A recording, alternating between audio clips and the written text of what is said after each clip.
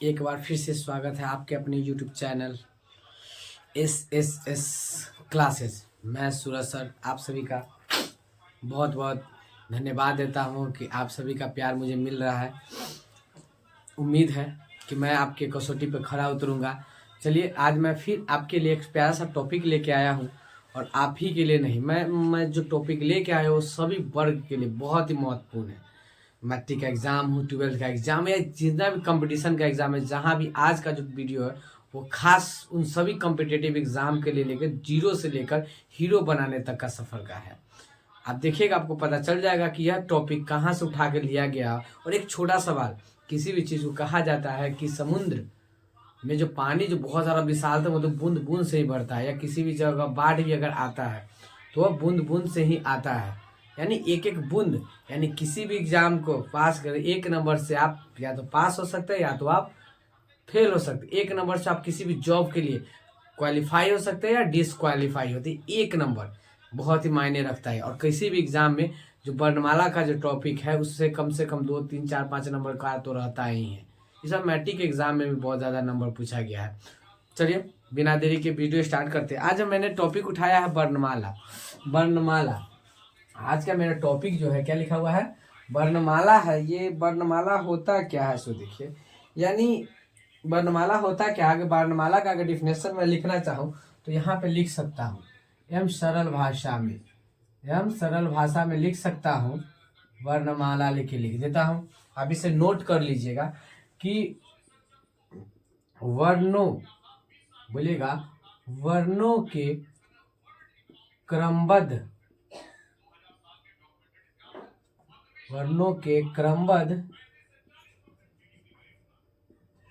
समूह को वर्णमाला कहते हैं। वर्णमाला कहते हैं, यानी इस सीधा सीधा जान जाइए कि वर्णों के क्रमबद्ध समूह को हम क्या कहते हैं, वर्णमाला कहते हैं। वर्णों के क्रमबद्ध समूह कहते, तो वही कहता है वर्णमाला को 2 भागों में बांटा गया। यानी वर्णमाला जो है इसका हमने 2 सेक्टर हुआ, यहाँ से 2 भाग है। हमने आपको विथ डायग्राम बता दिया ताकि आपको समझने में बहुत ही आसानी और सहज भाषा में हो। यानी वर्णमाला को जो 2 भागों में बांटा गया तो एक वहां से निकल के आया स्वर और दूसरा आया व्यंजन। अब देखते हैं, सबसे पहले स्वर को देखते हैं कि स्वर जो आया वर्णमाला के कितने भाग हुए, 2, एक स्वर और एक व्यंजन। उससे निकल के आया, स्वर से निकल के आया 2, स्वर से भी 2 गो। यहाँ पर देखिए दाली की तरह डायग्राम बनाई कि यहाँ पर 2 गो फुट के आया है। अब आया क्या, सब स्वर से जो निकला उसको पहला कहता है हस्व या मूल स्वर भी इसको कहा जाता है। यानी आपके लिए क्वेश्चन पूछा जाएगा कि स्वर ह्रस्व को और किस नाम से जाना जाता है, तो आप कह दिए कि मूल स्वर के नाम से भी जाना जाता है। उसका कहता है दीर्घ स्वर प्लस संयुक्त स्वर, यानी दीर्घ स्वर को हम संयुक्त स्वर भी कहते हैं। अब देखिएगा कि ह्रस्व और मूल स्वर कहते हैं, तो मूल स्वर की संख्या या ह्रस्व की संख्या कितनी होती है, 4। इन वर्णों की, जैसे कहता है अ, ई, उ और री। ये किसका उदाहरण है, ह्रस्व स्वर का उदाहरण। जैसे आपके लिए क्वेश्चन पूछ देगा कि री जो है यह किस का उदाहरण है, आपको ऑप्शन किसी भी तरह का दे सकता है, तो वहां पर आपको टिक लाया तो ह्रस्व स्वर का उदाहरण या मूल स्वर का उदाहरण है। उसी तरह से दीर्घ स्वर का उदाहरण है, तो दीर्घ स्वर या संयुक्त स्वर दोनों को एक नाम है। इसमें होता है आ, दीर्घ, हर्षव, ए ओ अ। इनकी संख्या क्या है, 7 है। अब यहाँ पर आपको पहचानने के लिए दे दिया गया, कह दिया जाएगा, क्वेश्चन दे दिया जाएगा कि अच्छा बताइए यह कौन है, तो यहाँ पर आपको लिखना होगा यह क्या है, दीर्घ स्वर है। कौन सा स्वर है, दीर्घ स्वर है, ये लिखना पड़ेगा, दीर्घ स्वर लिखना पड़ेगा। चलिए यहाँ तक तो कॉल क्लियर है। अब चलते हैं, जब यहाँ तक इससे रिलेटेड जो होता है, यह जो होता है टोटल ये स्वर होता है। यानी यहाँ से रिलेटेड मैंने आपको बता दिया कि अगर यहाँ पर आपने पॉइंट दे दिया कि स्वर की संख्या पूछ देता है कि स्वर वर्ण की संख्या कितनी होती है, तो 11 होती है। स्वर वर्ण की संख्या कितनी होती है, 11 होती है। और पूरे वर्णमाला में, अगर पूरे वर्णमाला में देखा जाए तो इनकी संख्या कितनी होती है, 52 यानी 52 होती है। और इसमें अब देखिए यहाँ पर जब स्वर की संख्या कितनी होगी, 11, 7 और 4, यहाँ पर 11 हो गया। उसके बाद कहता है व्यंजन की शाखा 1 2 3 4 5, यानी व्यंजन, यानी स्वर को 2 भागों में बांटा गया और व्यंजन को कितने भागों में बांटा गया, 5। पहला कहता है स्पर्श व्यंजन, यहाँ पे हमने व्यंजन हटा दिया, यहाँ पर लिखा हुआ है स्पर्श। स्पर्श का मतलब होता है छूना। अब इनकी संख्या जो है तो देख लिया, इसको कहा जाती है वर्ग कहा जाता है, इसको माना जाता है, इसको कह सकते हैं कवर्ग। क्या कहा जाता है, कवर्ग से पवर्ग तक की संख्या को सीधा से माना जाता है। यानी स्पर्श व्यंजन का मतलब होता है कवर्ग से लेकर यानी क ख ग घ से लेकर ख ग घ अंग से लेके च छ ज पूरा वर्णमाला ट ठ ड ढ त थ ध ध न प फ ब और अंग या न भी इसको कहते हैं ढ के रूप से भी आ जाए। ये हो जाकर माना जाता है इसका टोटल 25 अदू ये 27 हो जाते हैं। ठीक है, ये किसके उदाहरण हो गए? स्पर्श व्यंजन के हो गए। स्पर्श व्यंजन का दूसरा आता है अंत अस्त व्यंजन। इसमें क्या होता है? अंत अस्त व्यंजन का मतलब इसकी इनकी संख्या कितनी होती है? 4। आपसे क्वेश्चन पूछ देगा कि अच्छा बताइए यह जो है वह किस मतलब का उदाहरण है, तो अब आपको कहना होगा कि स्पर्श व्यंजन है। पहले तो सबसे पहले कि अगर में अगर पूछ जाएगा कि ऑप्शन में कि यह क्या है, तो पहले हम व्यंजन के अगर पूछ देगा कि यह कौन सा व्यंजन है, तो यहाँ पर आपको चीज यह देगा, आपको यही चारों में 5 में से 4 ऑप्शन दे देगा, स्पर्श व्यंजन, उस व्यंजन, अंतःस्थ व्यंजन, कहीं आगत व्यंजन। तो आपको यहाँ टिक लगाना है कि अंतःस्थ व्यंजन, यानी अंतःस्थ व्यंजन की संख्या कितनी हो गई? 4। य र ल व हो गया। चाहिए उसका अंतःस्थ हो जाता है उस व्यंजन होता है। उष्म क्या व्यंजन होता है? उष्म व्यंजन होता है। इनकी भी संख्या 4 होती है, जैसे तलाबेश, मूर्धन्यश, दंतीश और ह, यानी उस व्यंजन की संख्या भी कितनी होती है? 4। जैसे अंतःस्थ की संख्या 4 और इनकी उष्म की संख्या भी, उस व्यंजन की संख्या भी 4।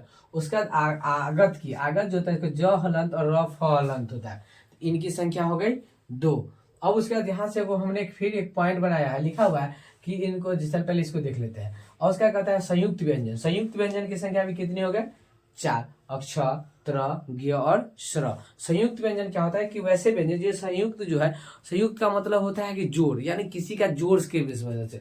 तो संयुक्त व्यंजन जो होता है ये जितने जो चारों जो बने हुए ऐसे सब, यानी इसमें ये सब जितने भी है, इनमें जितना भी ये बना हुआ है स्पर्श, अंतःस्थ, उष्म, आगत या संयुक्त या व्यंजन, सीधा सीधा मान ली व्यंजन, यह किसी 2 वर्णों को मिला के बना हुआ है, ये सिंगल नहीं है। क्योंकि हम लोगों ने जानता है कि अगर पूछा जाए यहाँ से एक डिफिनेशन मान ले कि वर्ण, वर्ण का कहते हैं, तो कहते हैं कि वर्ण उस मूल ध्वनि को, देखिएगा, वर्ण उस मूल ध्वनि को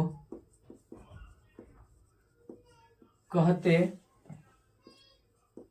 हैं जिसका क्या कि नहीं किया जा सकता, खंड या टुकड़ा न किया जा सके। एक सरल भाषा में सके, वर्ण उस मूल ध्वनि को कहते हैं जिसका खंड या टुकड़ा नहीं किया, जैसे यानी इसको तोड़ा नहीं जा सकता। लेकिन यह किसका किया जा सकता है? स्वर का, ये वर्ण का जो इसमें होता है। अब कहते हैं वर्ण ये होते हैं। अब मान लेते हैं कि व्यंजन जो होता है, मतलब व्यंजन इसका साफ अपोजिट है। यह तो कहते क्या उस मतलब इसके मतलब किसी ये जो होता है वो 2 अक्षर मतलब 2 अक्षर मिला। जैसे मान लेते हैं अक्ष क, अगर हम बोलते हैं, जैसे मान लेते हैं कि बोलते हैं अगर हमको कहीं का अगर तोड़ना होगा तो 2 अक्षर क्या बना हुआ है? क ना, यानी इसमें उच्चारण स्थान पर क्या आता है, यानी इसको कह सकते हैं कि व्यंजन में क्यों इसका मतलब जिसके उच्चारण स्थान में किसी अन्य ध्वनि की सहायता लेनी पड़े, लेकिन हम इसमें कोई नहीं है शब्द आ, ई, उ, कोई किसी भी स्पर्श व्यंजन अगर किसी भी का मतलब जरूरत नहीं पड़ता है। लेकिन अगर व्यंजन का बोलते हैं या कोई हो, जैसे प, जैसे मान लेते हैं हम प है बोलते हैं, तो प बोल रहे हैं, यानी इसमें भी हमारा एगो का शब्द का यूज हमारा, यानी इसलिए इसको कहते हैं कि मतलब स्वर में किसी अन्य वर्ण की सहायता न लेनी पड़े और व्यंजन में हमको क्या पड़ता है, किसी वर्ण की सहायता लेनी पड़े। अब हो गया। उसके बाद हमने यहाँ लिख दिया कि ऑब्जेक्टिव क्वेश्चन में मान लिया है कि स्वर वर्ण की संख्या कितनी होती है, तो 11। व्यंजन की संख्या कितनी होती है? 41। अगर दोनों को ऐड कर दिया जाए तो कितने होते हैं? 52। अभी यहाँ पर वर्णमाला का हो गया कि क्रमबद्ध में लगातार, ही नहीं कि इधर उधर से टेढ़ा मेढ़ा लिख दे तो हो जाएगा, ऐसा कंडीशन नहीं होता है। और वर्ण का है कि जिसका खंड या टुकड़ा नहीं किया, जैसे अ, इसको अगर हम लिखेंगे आ, इसमें कुछ नहीं, आ तो सिर्फ आ ही आता है। लेकिन अगर यहीं पर हम लिख दें न, तो इसमें हो जाता है न, इसको तोड़ेंगे तो क्या हो जाएगा? न। ये हमारे कौन से वर्ण हो जाते हैं? यह हो जाता है, ये क्या कहते हैं उसको, व्यंजन, सॉरी व्यंजन हो जाता है। इस तरह से उसका कह दिया है इसमें अनुनासिक भी होता है, अनुस्वार भी होता है। तो अनुस्वार, ये चंद्रबिंदु, इनको हम क्या कहते हैं? इनको कहते हैं अनुस्वार या चंद्रबिंदु। जैसे अंगूर लिखने होगा तो अंगूर लिखते हैं तो अनुस्वार का यूज करते हैं। जैसे मान लेते हैं अंगूर लिखते हैं, तो ये जो यूज किए, ये जो हुआ, ये हमारा क्या हो गया? अनुस्वार हो गया। और चंद्र बिंदु का मतलब आगन लिखना होगा ना, इस टाइप का कुआं में लिखना होगा, इस टाइप का आता है। चलिए आज का मतलब वर्णमाला का एक छोटा सा मतलब कम समय में बहुत सारा ज्यादा चीज आप इसे माइंड में कब किसी भी एग्जाम में आ सकता है। कम समय में ज्यादा आपको दिया गया है, आप इसे नोट कर लीजिए और इसे लिख लीजिए, माइंड में कर लिया कि आपको किसी भी तरह का किसी भी एग्जाम के लिए बहुत ही महत्वपूर्ण है। चलिए, आपको वीडियो कैसा लगा बताइएगा। तब तक के लिए धन्यवाद। सीताराम, जय जय, बाय बाय। उसे नोट कर लीजिए।